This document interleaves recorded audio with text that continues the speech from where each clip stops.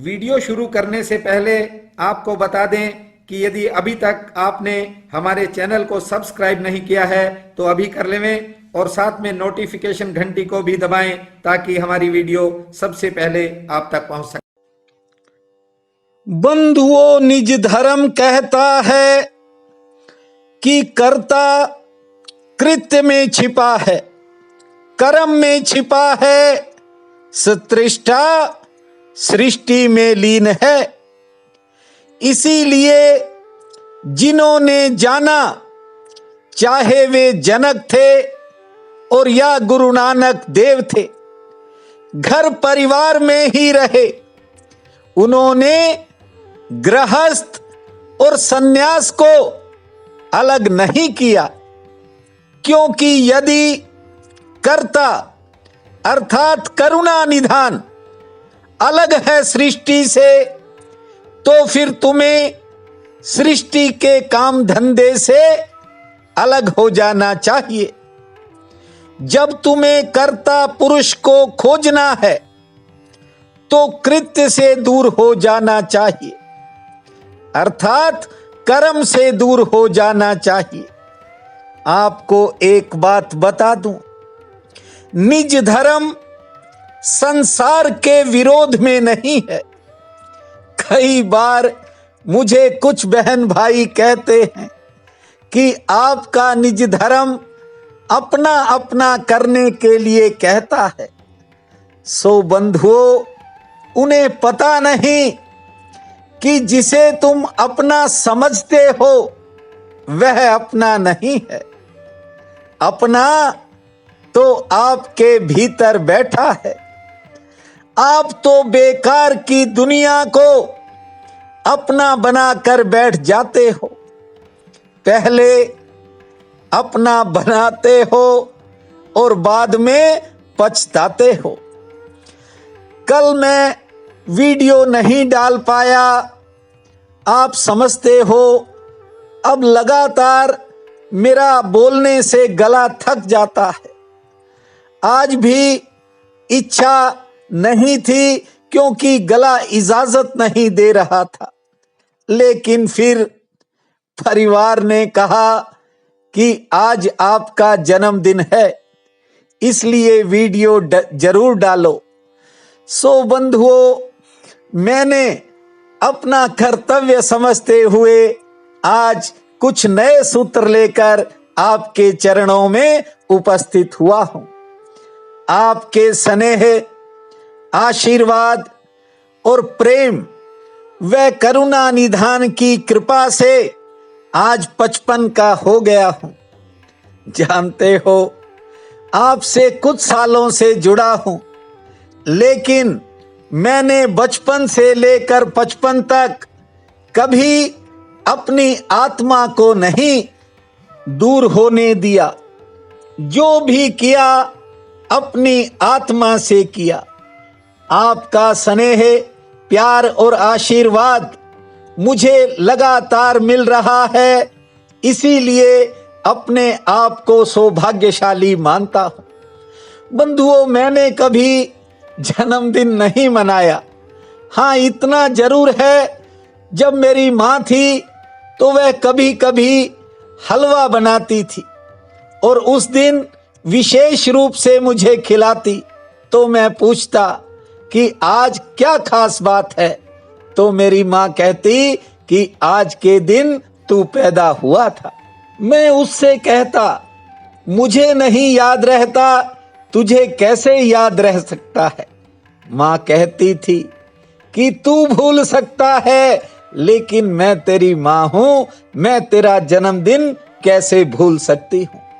वह हलवा खिला देती थी। ये बच्चे कुछ कुछ चीजें ले आते हैं, तब मुझे याद आता है कि आज के दिन मेरा जन्मदिन है।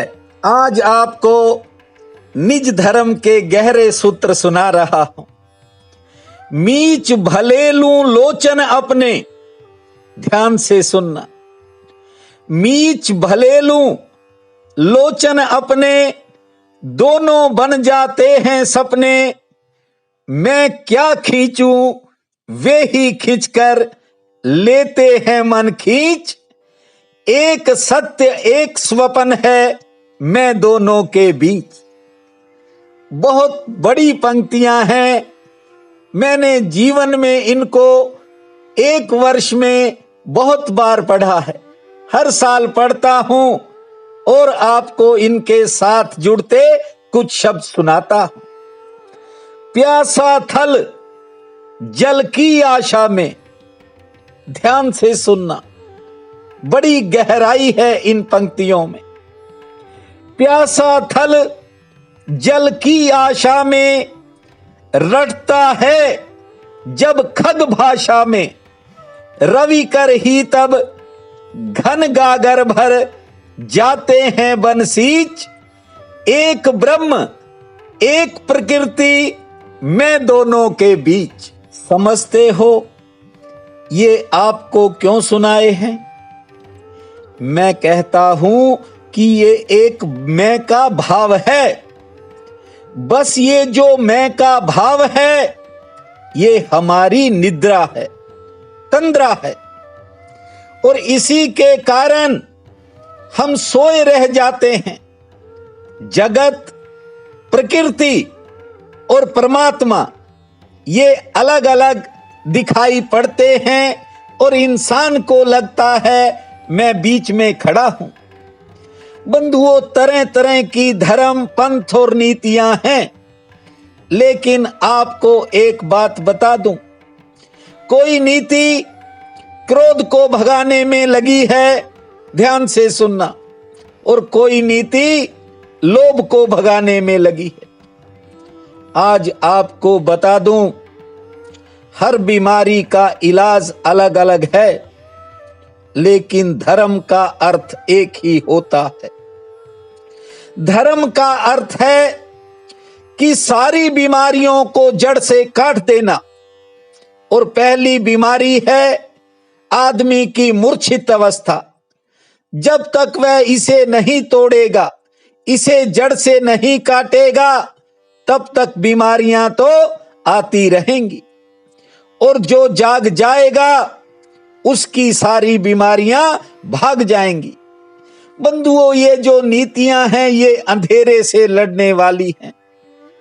इधर से आगे धको, उधर से धको, लेकिन अंधेरा धकने से मिटता नहीं है। इसीलिए निज धर्म ने कहा, उस भाई की बात का जवाब भी दे रहा हूं कि अपना दिया खुद बनना पड़ता है। और धर्म का अर्थ है कि दिए को जलाओ। जब भी मुझे कोई कहता है कि मेरे अंदर लोभ है, क्रोध है या काम वासना है, तो मेरा एक ही जवाब होता है, निज धर्म का पालन करो। जिसने अपना धर्म समझ लिया उसे कोई भी ये जो चीजें क्रोध, लोभ, मोह, वासनाएं हैं ये थका नहीं सकती, झुका नहीं सकती, मिटा नहीं सकती। जानते हो क्यों? क्योंकि जब भीतर से इंसान जाग जाएगा तो उसे सब कुछ समझ आ जाएगा। और समझिए, अगर परमात्मा करता है तो तुम यह मत समझना कि वह दूर हो गया कृत्य से। सोचो, एक आदमी मूर्ति बनाता है और मूर्ति जब बन जाती है तो मूर्तिकार अलग हो जाता है, मूर्ति अलग हो जाती है, दो हो जाते हैं। लेकिन मूर्तिकार के मरने से मूर्ति नहीं मरेगी। मूर्तिकार मर जाए, मूर्ति रहेगी। मूर्ति के टूटने से मूर्तिकार नहीं मरेगा, और मूर्ति टूट जाए मूर्तिकार बचेगा। क्यों? दोनों अलग हो गए। परमात्मा और उसकी सृष्टि में ऐसा फासला नहीं है। ध्यान से इस बात को समझो। फिर परमात्मा और उसकी सृष्टि में कैसा संबंध है यह भी बता देता हूं। जैसे एक नर्तक होता है, नाचने वाला, एक आदमी नाच रहा है तो नृत्य है, लेकिन क्या तुम नृत्य को और नृत्यकार को अलग कर सकोगे? नृत्यकार घर चला जाए तो नृत्य जो उसका नाच है, क्या वह तुम्हारे पास छोड़कर जा सकेगा? नृत्यकार मरेगा तो नृत्य भी मर जाएगा। नृत्य रुकेगा, फिर वह आदमी नर्तक नहीं रहा। जानते हो, दोनों संयुक्त हैं। और हमारे इस देश के अंदर नटराज की पूजा इसीलिए होती है। नटराज के प्रतीक में नर्तक और नृत्य अलग नहीं है। परमात्मा आपके भीतर है, वह दिन रात आपकी राह देख रहा है। एक बार आज कहता हूं, भीतर मुड़ करके देखो, आपका जीवन ही बदल जाएगा। आज ज्येष्ठ शुक्ल पक्ष की नवमी है, बहुत बड़ा पुण्य काल रहेगा। उठते ही धरती मां को प्रणाम करना, 9 बार लंबी श्वास लेने के बाद 27 बार ताली बजाना, फिर आसमान को निहारना, शनि देव का स्मरण करके दिन के कामों की शुरुआत करना। पहला काम, आज समय से नहाना और थोड़ा गुड़ किसी पशु को खिलाना। तीसरा काम, पीपल को जल देकर उसके दर्शन करना, नई ऊर्जा आएगी। शाम के समय रसोई में एक दीप जलाना। भूमा शनै शनै, भूमा शनै शनै, इस महामंत्र को जपना, समय शुभ रहेगा। प्रिय बंधुओं व मातृदेवी शक्तियों, आज 19 जून दिन शनिवार है। आप सबको मेरा नमस्कार है। आज का राशिफल इस प्रकार है। मेष, नौकरी पेशा लोगों पर काम का दबाव कम रहेगा, जबकि कारोबारियों पर काम का दबाव रह सकता है और किसी काम के प्रति आपकी सोच बदलेगी। सेहत लगभग ठीक रहेगी और कुछ नई खरीदारी भी आज हो सकती है।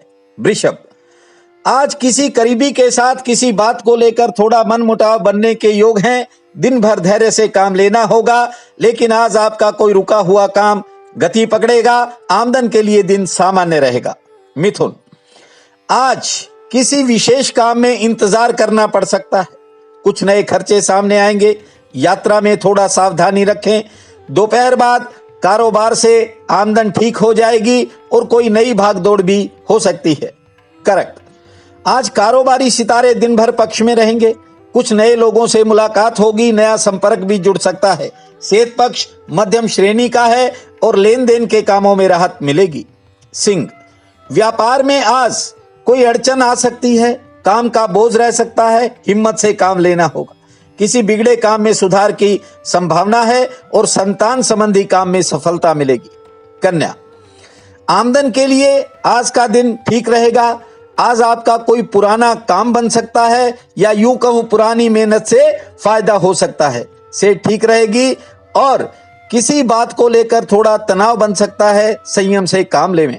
तुला, कोई पारिवारिक चिंता अचानक मन को घेर सकती है। व्यापार के लिए आज का दिन ठीक रहेगा। किसी काम में इंतजार करना पड़ सकता है। संतान संबंधी कामों में सफलता का योग है। आमदन भी ठीक होगी। वृश्चिक, कारोबारी सितारे दिन भर पक्ष में रहेंगे। आज किसी नई दिशा से कोई फायदा मिल सकता है। यदि कोई पारिवारिक उलझन है वह दूर हो सकती है। सेहत लगभग ठीक रहेगी। धनु, किसी नए काम को लेकर अचानक दिमागी बोझ बढ़ सकता है। समय थोड़ा आज उतार चढ़ाव वाला रहेगा, लेकिन कारोबार से लाभ ठीक मिलेगा। सेहत भी ठीक रहेगी। मकर, आज किसी महत्वपूर्ण काम में सफलता मिलने का योग है, लेकिन ध्यान रखना, आज दूसरों का कोई काम आपके किसी काम को प्रभावित करेगा। सचेत रहना होगा। घरेलू मोर्चे पर अचानक कोई नई चिंता भी बन सकती है। कुंभ, भविष्य को लेकर मन में आज कुछ नए प्रश्न उठेंगे। नौकरी पेशा लोगों के लिए समय सामान्य रहेगा। कारोबारियों की दौड़ धूप बढ़ सकती है। संतान पक्ष ठीक है और आज कोई पुरानी परेशानी घटेगी। मीन, आज किसी करीबी के साथ अनबन हो सकती है। संयम रखें और अपनों से मिलन होने का भी योग है। व्यापार के लिए दिन ठीक है। आर्थिक पक्ष मजबूत रहेगा, लेकिन आज सेहत पक्ष मध्यम श्रेणी का है। ध्यान से रहें। आज का ये दिन आप सबके लिए अति शुभ फलदायी हो, यही मेरी प्रार्थना है। आप सबका बहुत बहुत धन्यवाद।